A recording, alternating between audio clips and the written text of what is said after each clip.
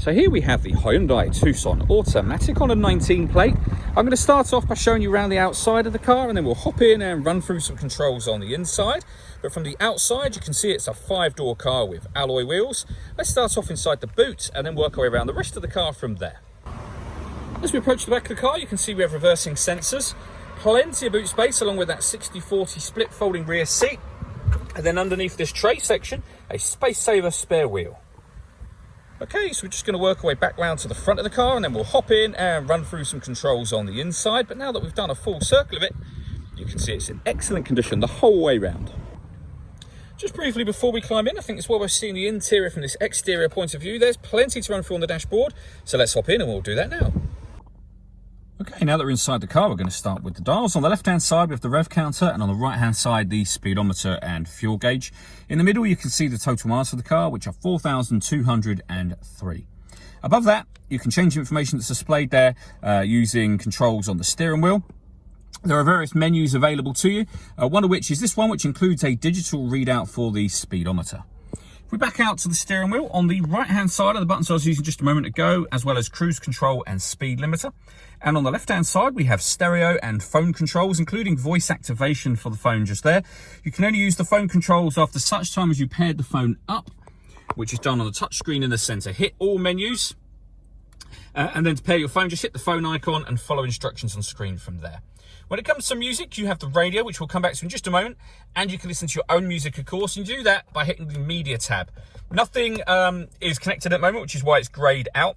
You can connect up an auxiliary device, a USB device. You can also stream your music wirelessly via Bluetooth audio.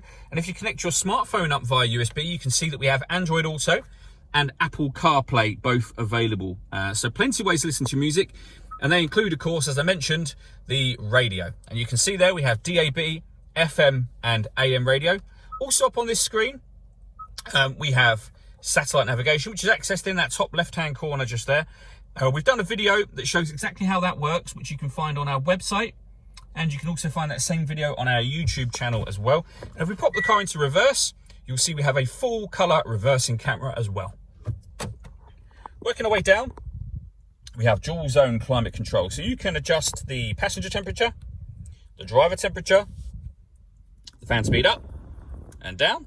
You can determine where you'd like the air to be directed once it enters the vehicle. And then that button will turn the air conditioning on.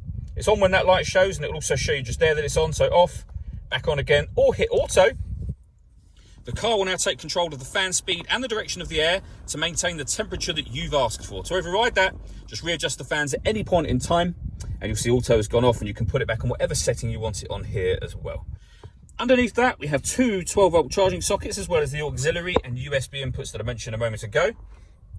We have the gear lever for the fully automatic gearbox, next to which we have these buttons just here. So firstly, that one turns on and off the parking sensors.